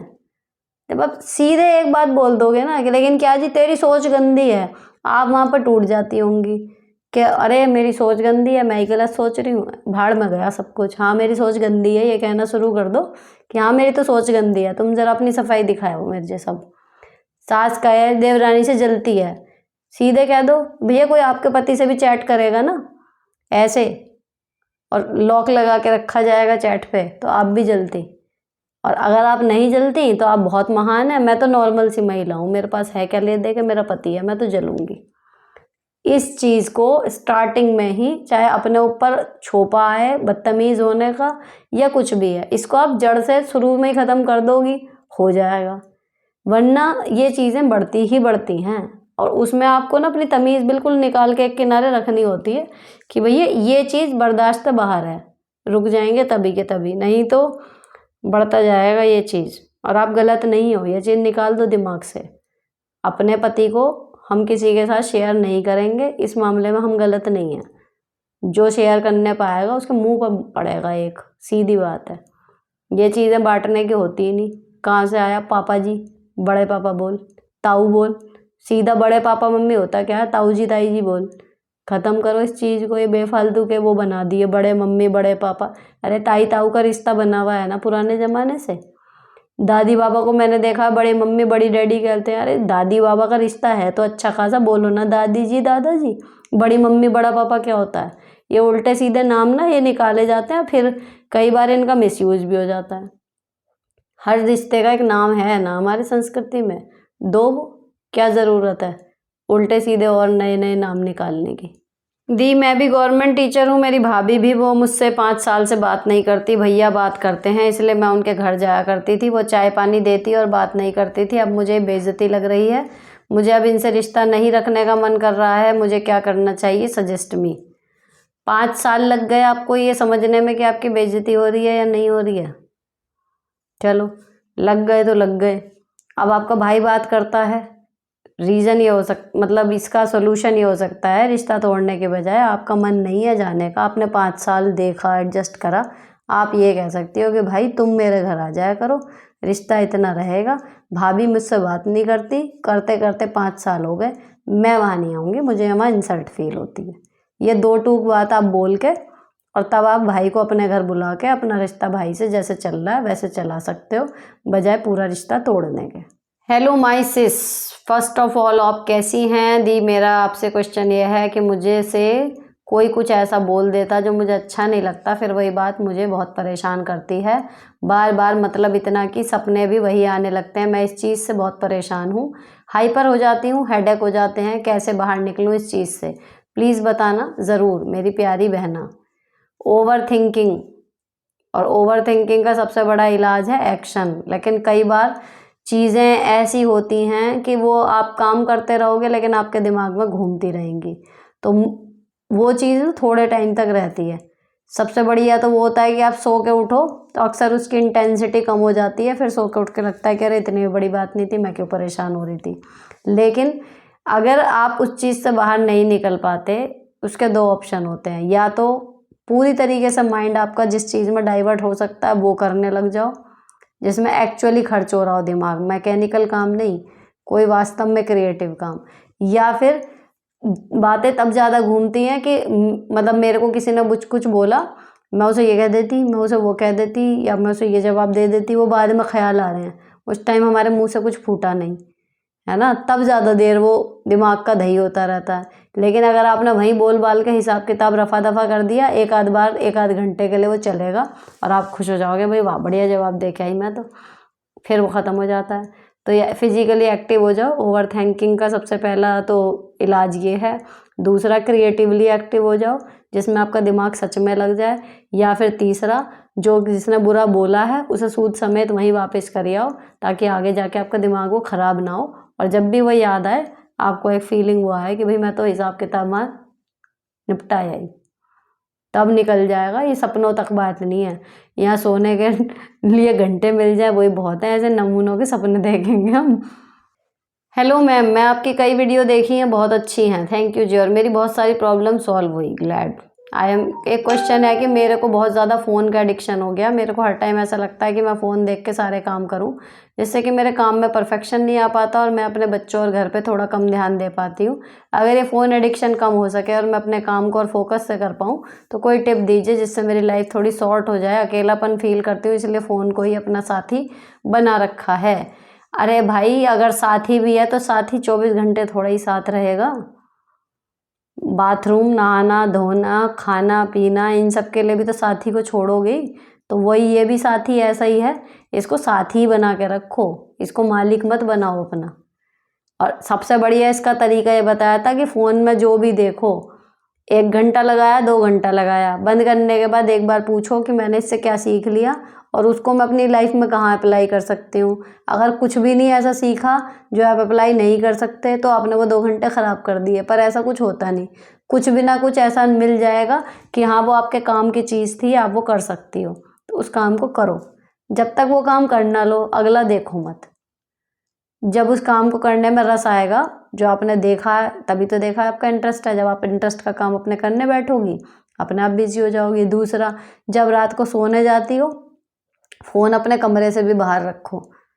सजेशन ये है मेरा, प्रैक्टिकली मैं ये फॉलो करती हूँ कि फ़ोन को या तो स्विच ऑफ करके रखूँगी सिरहाने ताकि वो बजे ना, और जब मैं पर्पजली ऑन करूँ तब वो ऑन हो, या फिर इसको बाहर या नीचे ही छोड़ के जाती हूँ।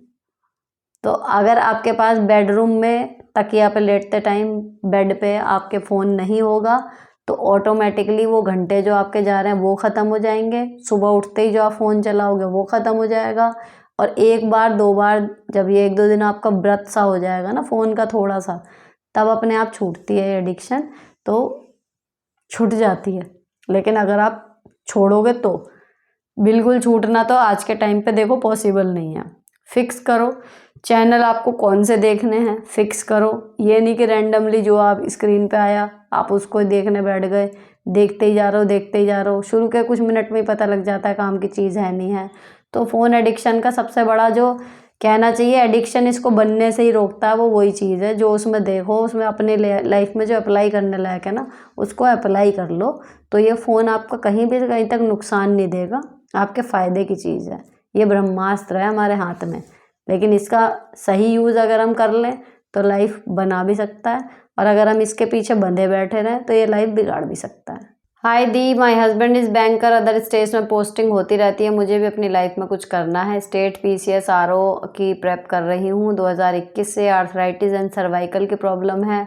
कुछ बातें इसके लिए बेटा है 4 साल का, सबकी सुनती हूँ तो सोचती हूँ अलग अलग पोस्टिंग में फैमिली डिस्टर्ब हो जाती है, कैसे मैनेज करूँगी फ्यूचर में? अकेले, बच्चा, घर, जॉब, दूसरा बेबी भी करना है, कब करूँ? पहले दूसरा कर लूँ फिर प्रेप करूँ कि पहले जॉब ले लूँ? पति के भी साथ चाहिए, अकेले बच्चे को कैसे मैनेज करूँगी? कुछ अपने लिए ना किया तो डिप्रेशन ने त्याग की मूर्ति बन के रह जाऊँगी। घर के साथ पढ़ाई कैसे मैनेज करूँ? अब 1-2 साल से काम जैसे बहुत बढ़ गया है, थकान होती है, मन नहीं करता पढ़ने का, टारगेट नहीं पूरे होते, सब परेशानी है, क्या करूं? आपने ना सारी प्रॉब्लम्स की खिचड़ी पका ली है अपने लाइफ में। आपको सॉर्ट होने की ज़रूरत है, आपको पढ़ना है, ये आपका तय है कि आप घर में रह के हाउसवाइफ बन के अपना जीवन नहीं काटोगी, आपको नौकरी लेनी है, ठीक है? अब आती है कि पहले बच्चा करूं या पहले नौकरी की तैयारी करूं। देखो, जब एक बच्चा और घर, उसके साथ आप पढ़ाई मैनेज करने में स्ट्रगल फील हो रही है, तो 2 बच्चे के साथ काम बढ़ेगा या घटेगा? तो ऑब्वियस सी बात है कि बच्चा अगर आपको दूसरा करना है तो उससे पहले आपको एक बार पूरा जोर लगा के अपना एग्जाम क्लियर करने की तैयारी करने की ज़रूरत है। ठीक है। अब रही बात ये कि जी सर्वाइकल की प्रॉब्लम है और इसकी है, कुछ तो एक्सरसाइज से हो जाता है, और सर्वाइकल और साइटिका दोनों ही ऐसी चीज़ है, जब सीवियर पेन होता है तो थोड़ा बहुत दवाई उस टाइम पे तो काम करती है, बाकी इसका परमानेंट इलाज जो है वो यही है, एक्सरसाइज ही।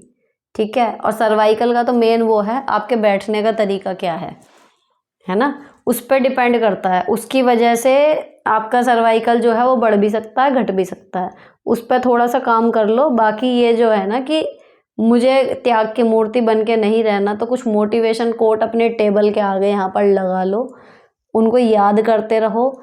एक इसमें रिवर्स वो होता है, रिवर्स विजन का रूल होता है कि आपको अपनी लाइफ में क्या करना है। अगर आपको वो क्लियर नहीं है तो एक पेपर पे वो चीज़ें लिख लो जो आपको अपनी लाइफ में बिल्कुल नहीं करना, जो आपको बिल्कुल नहीं बनना। तो जैसे आप कह रहे हो ना कि मेरे को त्याग की मूर्ति बन के घर में नहीं रहना, तो वो कहीं लिख लो कि नहीं रहना। तो नहीं रहना तो उसके लिए जो करना है भाई, कितने भी आप थक रहे हो, आपको 2 घंटे की भी नींद मिलेगी ना, जब आपको पता है कि मुझे टारगेट अचीव करना, आप कर लोगे। सारा खेल विल पावर का है। ये सोच के चलो नींद आ रही है, मन नहीं कर रहा, उसका परिणाम क्या होगा? फिर आप अपनी नींद ही पूरी करती रह जाओगे और शायद फिर वो भी ना मिले, क्योंकि आप एक बेचैनी में पहुंच जाओगे कि मैं जो करना चाह रही थी वो कर नहीं पाई। तो उस वाली बेचैनी, उस वाली छटपटाहट को याद करो, जो आप अगर सिर्फ घर में रह गई तो आपको फील होगी।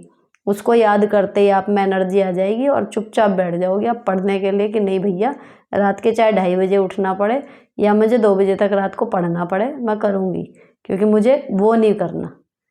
समझ रहे हो? तो एक पेपर पे लिख के अपना मन का पूरा वो क्लियर करो, तो अपने आप मोटिवेट रहोगे फिर कि नहीं, अगर मैं नहीं पढ़ी तो ये हो जाएगा।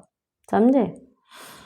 एक आया है, एक क्वेश्चन का फॉलो अप है एक तरीके से, ही पहले भी बात हुई थी इनकी, तो ये अब आगे बता रही है कि मेरे हस्बैंड से सारे लोग रिश्ता रखना चाहते हैं, मेरे से मुंह मोड़ लेते हैं, जबकि रिश्तेदारों के घर आने पर मैं ही लोटा पानी देती हूँ।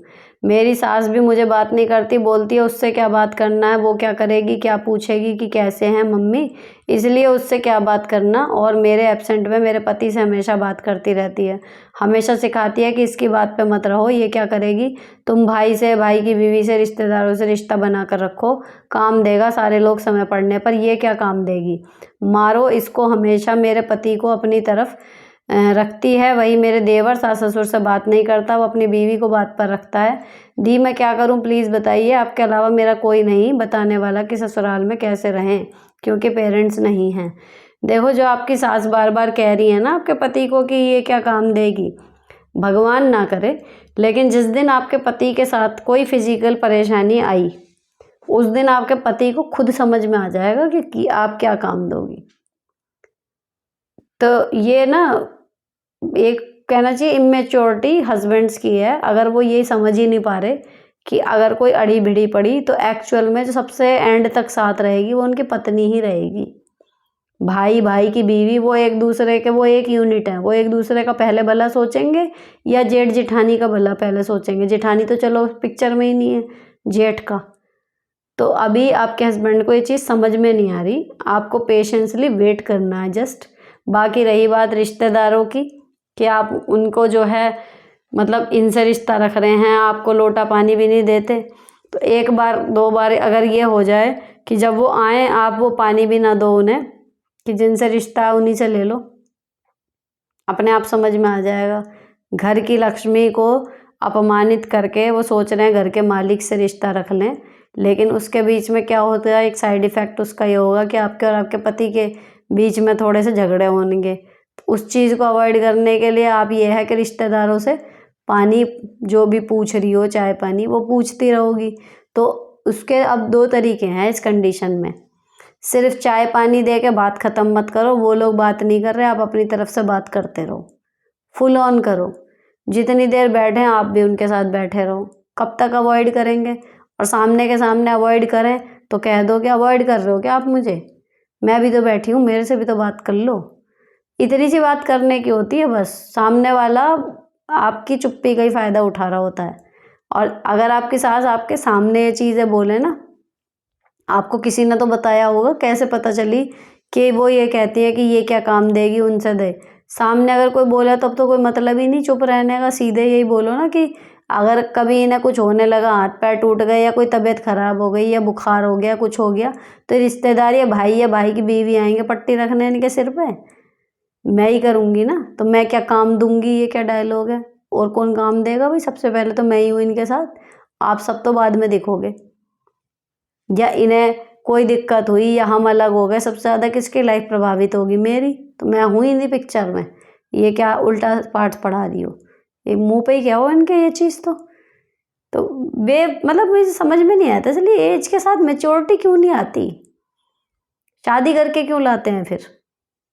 अगर लड़के को इतना ही अलग रखना है उसकी पत्नी से, शादी करते क्यों है, किस डॉक्टर ने बताया है। बहू लाओ, पहले लानी भी है, गाजे बाजे से जाएंगे डांस करते हुए, बहू को लेके आएंगे, फिर लाने के बाद वो बहू इतनी बुरी हो जाती है, फिर फूटी आँख नहीं सुहाती। ये सिस्टम समझ में नहीं आया मेरे आज तक। तो इतनी परेशानी है, बेटा बांटा ही नहीं जा रहा, या सारी ज़िंदगी बेटे की कमाई पूरी खुद ही रखनी है, उसका कोई बांटने वाला ना हो, या उसकी नज़र में हमारे से ज़्यादा किसी की इम्पोर्टेंस ही ना हो। अगर ऐसी मंशा है तो सिंपल है ना, उसकी शादी मत करो फिर, सारी ज़िंदगी उसको अकेला रहने दो, अकेला रहेगा, आप ही के तलवे चाटता रहेगा, आप ही का सब कुछ करेगा बस। ना उसकी अपनी कोई फैमिली होगी, ना वो सोचेगा, ना कोई उसे कहेगा कि हमारे लिए सोचो। तो ये भी नहीं करना, शादी भी करनी है, बारात भी लेके जानी है, बहू लेके भी आनी है, गाजे बाजे से सिक्के भी उछालने हैं। घर की लक्ष्मी आई है, और घर की लक्ष्मी आते ही फिर वो पता नहीं क्या हो जाता है, फिर उसमें कांटे लग जाते हैं। ये समझ में नहीं आया पैटर्न क्या है। हेलो दी, मेरे बाल तो लंबे हैं बट बहुत रूखे हैं, जिस वजह से हेयर स्टाइल नहीं बना पाती। कंडीशनर भी लगाती हूँ, सर पर पल्लू रखती हूँ, कभी कभी घूंघट भी करना पड़ता है, तो हेयर स्टाइल बनाने का मन भी करता है, बस हमेशा जूड़ा बना के रखती हूँ, कभी कभी चोटी बनाती हूँ, तो अजीब सा लगता है, क्या करूँ, बहुत परेशान हूँ, क्या करूँ, आप कुछ हेल्प कर सकते हो तो क्या। एक बात और, डेली हेयर कॉम करना चाहिए, बाल टूटने की वजह से मैं डेली कॉम नहीं करती, प्लीज़ आंसर।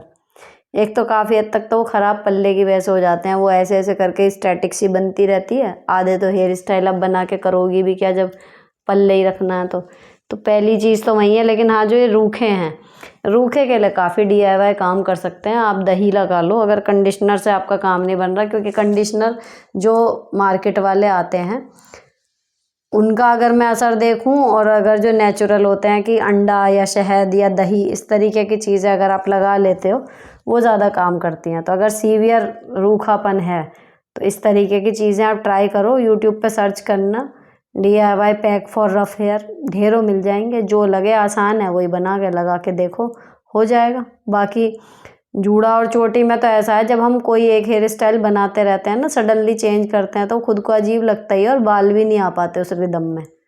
अगर आपके बाल थोड़े लूज़ रहते हो, मैं 90% खुले ही रखती हूँ, तो मैं कोई भी बनाती हूँ तो वो बन जाता है। अगर मैं लगातार जूड़ा बना के रखूँ, या लगातार चोटी बना के रखूँ, या लगातार बीच की मांग काढूँ, या लगातार ये वाली तो ख़राब हो जाएगा फिर वो सेट हो जाता है फिर। तो उसके लिए तो आप DIY पैक लगा लो, और हेयर स्टाइल ना बीच बीच में बदलते रहो तो हो जाएगा। नेक्स्ट है जी, ये मेरे क्वेश्चन का जवाब दे दो जी। मेरा क्वेश्चन ये है कि मैम कि मैं फ्रेंड्स पॉलिटिक्स से परेशान हूँ। प्रॉब्लम ये है, हमारे पड़ोसियों के साथ मेरे ससुर और जेठ की कुछ अनबन हो गई। उनकी बहू मेरी सहेली है। अब वो आस पड़ोस में सबके पता नहीं क्या क्या बोल रही है कि और लोग भी हमसे अच्छे से बात नहीं कर रहे। मैं क्या करूँ मैम, वे ही फ्रेंड मुझसे कभी ठीक ठाक बात करते थे, आज ऐसे इग्नोर कर रहे हैं जैसे इनके साथ ही लड़ाई हुई हो, सबके सब एक तरफ, और मैं बहुत परेशान हूँ। आप बहुत अच्छी सलाह देते हो। अब यहाँ पे पिछली बार एक बात हुई थी कि जब ये कह रहे हैं कि मेरी इमेज सब रिश्तेदारों के सामने ख़राब कर दी, तो जब वो रिश्तेदारों के सामने बात कर रहे हैं, आप उन रिश्तेदारों के टच में क्यों नहीं हो, आप भी तो उनसे बात करोगे। सेम चीज़ यहाँ मोहल्ले वाली है, आपकी जो फ्रेंड है उसने बाकी के साथ बात करके आपके खिलाफ कर दिया, आप भी तो उसी मोहल्ले में रह रहे हो, तो जो खिलाफ हुए हैं वो भी आपके दोस्त ही थे, आपने उनसे बोलना बंद क्यों कर रखा है। आप भी तो अपनी साइड बता ही रहे होंगे, और नहीं बता रहे तो बतानी चाहिए। तो जिसके पास जा रही हैं वो दो अपोजिट बातें जाएंगी, अब उस पर छोड़ दो, वो किस पे यकीन करेगा। समझदार होगा तो सच को पकड़ ही लेगा, और नहीं समझदार होगा तो ऐसे से प्रमाण लेने का भी क्या फ़ायदा है। तो ये जो आती है ना बात कि मेरी इज्जत ख़राब कर दी, मेरी इमेज ख़राब कर दी, या मेरी बात ख़राब कर दी सब जगह। अरे जो बात ख़राब करने वाला बोल रहा है, आपकी जो बात सही है, आप जब तक आपकी किसी से मुँह भाषा हुई नहीं, आप बोलना दूसरों से बंद क्यों करते हो। परिवार में है जी, मेरी ससुर और जेठानी या मेरी सास जेठानी ने मुझे सब रिश्तेदारों में बुरा बना दिया।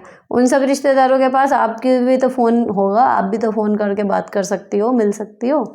तो अपनी इमेज खराब होने क्यों देते हो, क्यों मौका दे रहे हो किसी को कि वो आपकी झूठी सच्ची इमेज सबके सामने बनाए और लेट देम बिलीव ऑल।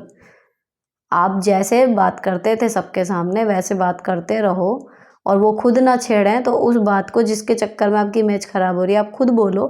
अब आपके जेठ और उनकी क्या बात हुई, ठीक है, अगर आपके जेठ और ससुर की कोई गलती नहीं है, नॉर्मल बात थी, और आपके परिवार जो है वो बिल्कुल सही जगह स्टैंड कर रहा है, और फिर अनबन हो गई, तो फिर आपको गलत पढ़ने की क्या ज़रूरत पड़ी है। आपकी वो वाली फ्रेंड नहीं बोल रही जिसके साथ लड़ाई हुई है, नहीं बोल रही, बाकी मोहल्ला तो बोल रहा है ना, तो आपको तो खुद बताना चाहिए कि देखो जी इनकी गलती है। अब ड्रॉबैक क्या है, हो सकता है कि कहीं ना कहीं गलती आपके परिवार की तरफ से हुई हो। अगर ऐसा भी है तो भी आपके घर वाले जो जाके लड़े वो इसलिए लड़े ना कि उनके पास कुछ पॉइंट होगा, हम सही हैं, आपको वही पॉइंट तो बताना है बाकी लोगों को कि भाई हमारे पास ऑप्शन नहीं था, हम तो सही हैं।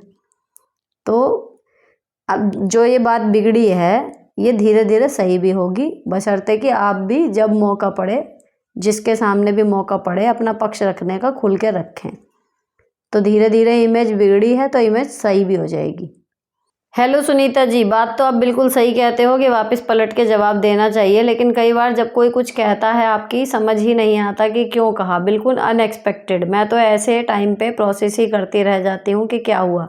हमेशा हाई अलर्ट पर रहना बहुत मुश्किल है मेरे लिए, ऐसे में क्या करें। देखो, हमेशा हाई अलर्ट पे ना कोई रह भी नहीं सकता, मैं भी नहीं रह पाती, तो कितनी बार हो जाता है, तो मैं उसको मतलब मैं मजाकिया लहजे में कहती हूँ कि अरे इसने तो एकदम से आतंकवादी हमला कर दिया, मैं तो प्रिपेयर्ड ही नहीं थी। लेकिन अगली बार मतलब उसने मुझे कुछ बोला एक बार, मतलब बड़ा ही मज़ेदार सा हुआ कि हंस हंस के पेट में लिटरली बल पड़ गए थे, और एक्चुअली बात ऐसी थी कि बुरा लगने वाली बात, लेकिन क्योंकि मैं जवाब नहीं दे पाई, क्योंकि मैं प्रोसेस ही नहीं कर पाई कि ये क्या आया, तो मैं जिसके साथ खड़ी थी मेरी फ्रेंड के साथ, हम हंस हंस के हालत ख़राब हो गई थी केवल इस बात पे कि मेरा रिएक्शन ये था, मैं कहा भाई ये क्या था, मैं इसने तो मौका नहीं दिया, आतंकवादी हमला है तो सडनली हो गया, है तो आत्मघाती हमला सा हुआ, हमें तो पता ही नहीं चला, आके फट गया यहाँ पर ये तो बात। तो इस बात पे मेरे इस रिएक्शन पे पहले उसकी हंसी छूटी और फिर मेरी, और हम 15 मिनट 20 मिनट तक हम बहुत बुरा हंसते रहे कि ये हुआ क्या, ये हुआ क्या। लेकिन अगली बार, अब की बार मुझे पता था कि हाँ भैया ये बंदे आएगी और यहाँ से ये बाउंसर भी आ सकता है, देन आई वॉज प्रिपेयर्ड। तब ये होता है, तो हो जाता है ऐसा, हमेशा हाई अलर्ट पे कौन ही रह सकता है। लेकिन ठीक है, किसी ने कह दिया पहली बार, अब आपको पता है कि यहाँ से ये चीज़ भी आ सकती है, तो नेक्स्ट टाइम आए फिर आप खेल लोगे आराम से उसकी बॉल्स को, सबको। तो पहली बार हो गया, बाउंसर चला जाता है कई बार, इट्स ओके उसको, लेकिन कहना चाहिए उसको फिर उसमें मत लो कि अरे ये क्या हुआ, हंसी छूटनी चाहिए। मेरी तो हंसी छूट जाती है कि ओ माय गॉड ये क्या आया था, ये तो मैं ले ही नहीं पाई, मैं तो उसका जवाब ही नहीं दे पाई, ये नया था। तो मुझे तो इस बात पे अब हंसी छूटने लगी, पहले रोती थी हाय मुझे ऐसा कह दिया, हाय मुझे ऐसा कह दिया, लेकिन मैं अब हमेशा कहती हूँ कि भैया माइंड, आपका माइंडसेट ही है सारी चीज़ों में, आपकी बिल्कुल चेंज हो जाती है सारी सिचुएशन ही, आपके सिर्फ सोचने का तरीका है। तो अब जब कोई कुछ बुरा बोलता है ना, या तो ऑटोमेटिक तब निकल ही जाता है कुछ ना कुछ उसका बढ़िया सा जवाब फन वे में। मतलब ये आ गया टैलेंट कि बदतमीजी भी नहीं करनी, सामने वाले को पता भी नहीं चलेगा, और मैं उसको अच्छे से दे देती हूँ उसका जवाब जो उसे डिज़र्व भी करता है, और कई बार उसी का धूम तनन्ना हो जाता है क्योंकि वो एक्सपेक्ट ही नहीं कर रहा था, अच्छा इसका ये जवाब भी हो सकता था, तो धीरे धीरे आएगी ये चीज़। लेकिन अगर कभी आप मेंटली प्रिपेयर्ड नहीं हो और अचानक से कुछ आ गया अनएक्सपेक्टेड, तो ठीक है, अनएक्सपेक्टेड था तो था ही ना, वो तो हो गया, गया बाउंसर ऊपर से।